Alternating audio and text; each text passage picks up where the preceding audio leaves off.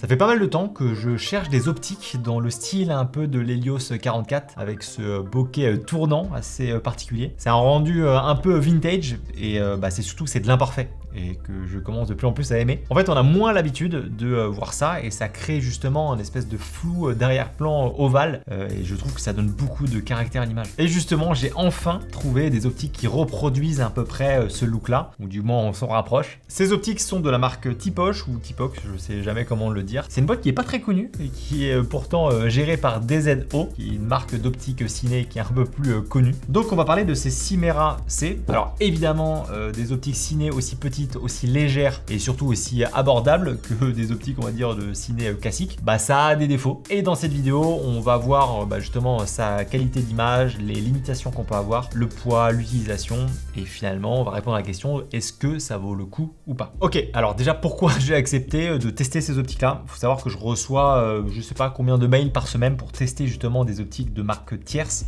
Et pour être honnête, la plupart du temps je refuse parce que se ressemblent toutes, de plus on avance, plus le rendu est un peu le même. Mais là j'avoue qu'il y avait une caractéristique qui m'a attiré tout particulièrement, c'est le bokeh et on va en parler un peu après. Alors aussi sur la chaîne je parle assez peu d'optique ciné parce que déjà c'est pas le plus facile à utiliser, surtout quand on est vidéaste un peu tout seul. La majorité des optiques ciné sont manuelles, donc soit vous avez un lidar un peu comme ça pour transformer l'optique en autofocus, soit vous faites le focus à la main en manuel, c'est ce qui peut aussi fonctionner, ou alors dernière option c'est que vous avez un opérateur, ce qu'on appelle un focus puller, qui lui va être là pour faire le focus. Dans tous les cas, fonctionner avec des optiques ciné c'est beaucoup plus complexe qu'avec des optiques on va dire plutôt photo avec un autofocus, etc. Et c'est surtout que l'accès aux optiques ciné, ça coûte un bras. C'est clairement pas les premières optiques qu'on va investir quand on se lance dans la vidéo. Et dernier point et pas des moindres, c'est la taille. Une optique ciné, c'est très gros, c'est très lourd. Alors même si c'est solide, voilà, sur un rig, c'est pas le plus pratique. En tout cas, à la fin de la journée, tu vas le sentir avec les bras. Mais si on passe au-dessus de ça, le gros avantage des optiques ciné, ça reste quand même la qualité d'image. On est clairement sur une douceur, un bokeh beaucoup plus crémeux, plus agréable à regarder. Il y a beaucoup plus de précision aussi, notamment sur l'ouverture. Bref, les optiques ciné, c'est un autre monde, clairement,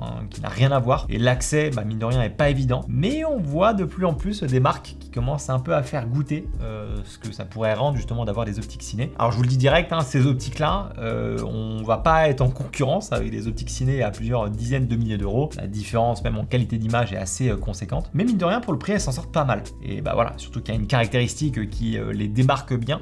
Et en fonction des gens qui va leur plaire ou pas trop, et ça c'est le bokeh. C'est exactement pour cette raison que j'ai accepté de tester ces optiques. On a ce qu'on appelle un bokeh tournant. C'est une caractéristique qui est assez particulière, qui est propre à certaines optiques, notamment vintage. Je pense notamment au Helios 44. Alors évidemment ça plaît pas à tout le monde, parce que du coup ça donne une image qui est on va dire un peu difforme ou qui est pas habituelle, mais personnellement c'est un look que j'adore. En fait, au lieu d'avoir des billes bien rondes, comme on peut avoir avec des optiques photo classiques, là c'est différent. Les extrémités s'arrondissent, ça nous donne des billes un peu plus ovales tout autour du sujet. Et perso, voilà, c'est un style que j'aime bien parce que ça rend le plan un peu imparfait et je trouve aussi que ça pousse le regard en fait vers le centre et donc vers notre sujet. Évidemment, ce look il est bien plus prononcé quand on est à une grande ouverture, c'est l'avantage qu'ont ces optiques là parce qu'on est à T1.5, plus on est vers les 50, les 70 mm, plus on va le voir. Et personnellement, je trouve que ça donne énormément de caractère à l'image. En fait, c'est surtout que ça change par rapport à ce qu'on voit d'habitude, ça donne un peu plus de charme. Encore une fois,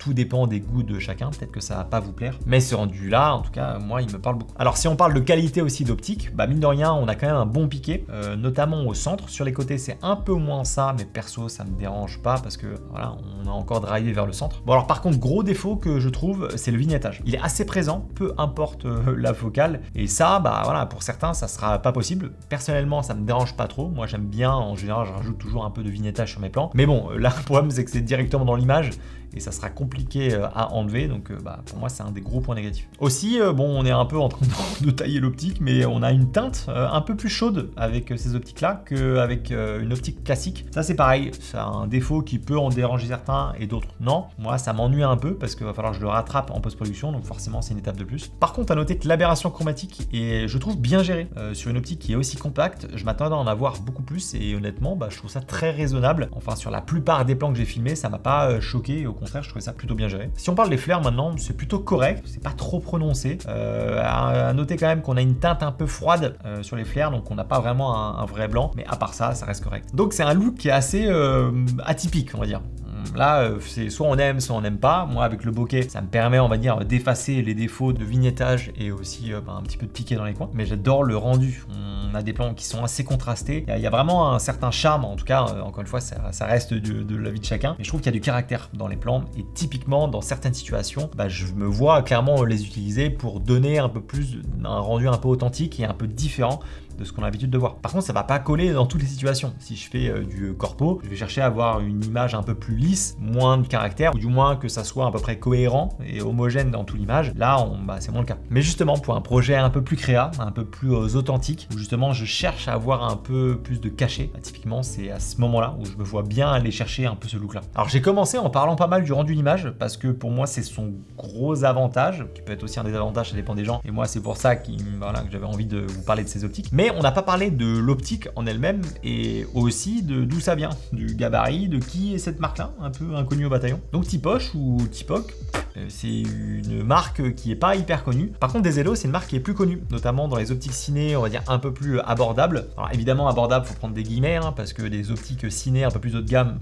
voilà, t'exploses dans les prix. Tout ça pour dire que Desello, ils savent faire et du coup, c'est intéressant qu'ils soient associés à Tipoc justement pour faire ces optiques-là. Voilà, on sait qu'il y a un peu de bouteille derrière. Ok, donc si on revient aux bases un petit peu. Alors, on est sur des optiques plein format. Évidemment, c'est que des optiques manuelles. On en a donc 5, un 21, un 28, 35, 50 et 75 mm. Si jamais on prend le set, ça arrive dans une mallette et ça, c'est plutôt pratique pour le transport. Alors, pour l'instant, les optiques sont seulement en monture E, donc pour les boîtiers Sony, mais apparemment, ils vont aussi ouvrir à d'autres montures un peu plus tard. Si on revient sur les specs un petit peu des optiques, on est sur une grande ouverture puisqu'on est à T1.5. Alors pour ceux qui savent pas, T en ouverture, c'est sensiblement la même chose que F, c'est juste que c'est beaucoup plus précis. Donc là, les optiques vont de T1.5 jusqu'à T16. Donc on l'a vu, qui dit grande ouverture, ça permet d'avoir un bokeh assez prononcé. Alors après, pour du cinéma, si on veut faire la fiction, etc., c'est pas non plus ce qu'on cherche à chaque fois d'avoir un très gros flou d'arrière-plan. Mais mine de rien, c'est quand même un rendu qui plaît à beaucoup de monde et moi y compris. Si on parle de focus minimum,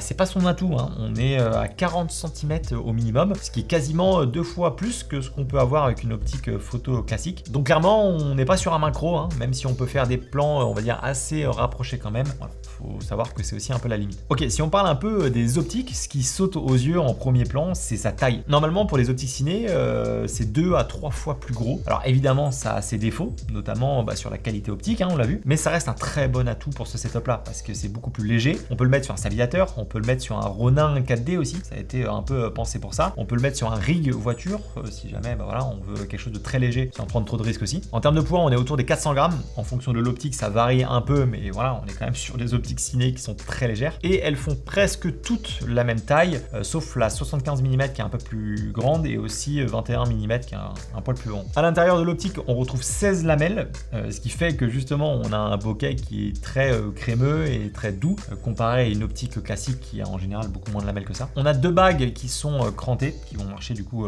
typiquement avec un follow focus, une pour l'ouverture et une pour le focus. Celle du focus, elle va jusqu'à 210 degrés, donc ça laisse une plage assez large justement pour pouvoir faire nos points de focus. On est sur un alliage aluminium, donc on garde la légèreté tout en ayant une optique qui fait en tout cas plutôt solide. Si on parle un peu de filtre de diamètre, la taille des fils c'est de 67 pour toutes ces optiques là, sauf la 75, il me semble qu'elle est à 72 mm. Donc dans la globalité, c'est quand même une optique qui est fiable, qui est plutôt compacte, on peut difficilement faire mieux en optique ciné, et c'est surtout une optique qui passe partout. Donc ça que j'aime bien aussi, c'est que c'est assez discret, et dans des petits setups, quand on peut se balader, voilà, ça sera forcément un peu plus discret que si on a fait notre grosse optique ciné. Alors quand je teste du matos, j'aime bien en général faire les plus et les moins du matériel que je peux tester. Et donc si on commence par les plus avec ces optiques là, en premier c'est sa taille, c'est beaucoup plus compact, et ça sur un gimbal ou peu importe, ça passe très bien. Et l'avantage c'est que vu qu'elles font quasiment, on va dire, toutes le même poids, et on peut switcher assez facilement justement sur un gimbal sans avoir trop besoin de rééquilibrer un stab. Ensuite, mine de rien, l'ouverture, T1.5,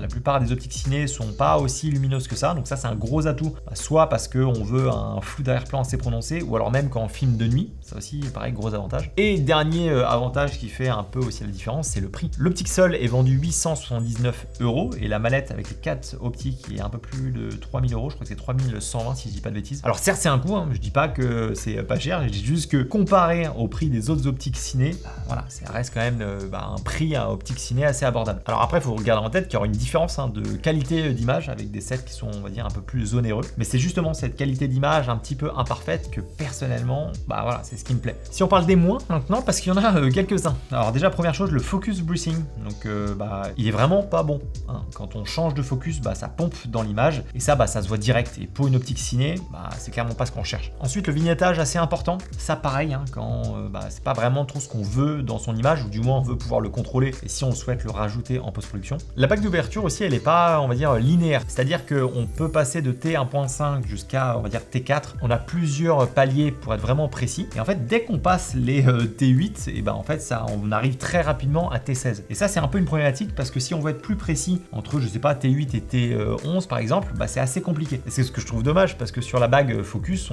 bah, voilà, c'est linéaire. On peut faire justement des changements. Là, si on veut faire un changement très contrôlé, on va dire, sur l'ouverture, c'est beaucoup plus dur. Et dernier moins, on va dire, bah, c'est la teinte. Hein. Je trouve qu'on a une teinte un peu plus chaude, même si c'est quelque chose qu'on peut rattraper en post-prod. Bah voilà, moi j'essaie d'avoir l'image, on va dire, la plus représentative quand je suis en tournage et pas non plus me rajouter une étape en post-prod, bien que ça peut se corriger. Voilà, j'étais obligé de le notifier. Après, il faut se dire aussi que bah, forcément, dans un prix comme celui-là, bah, surtout dans cette taille, dans le fait qu'il soit compact, on a évidemment des compromis à avoir. Et pour certains, bah, ces défauts seront rédhibitoires, et pour d'autres, bah, justement, ça ajoutera un petit peu de cachet à l'image. Personnellement, c'est des optiques que j'aime beaucoup.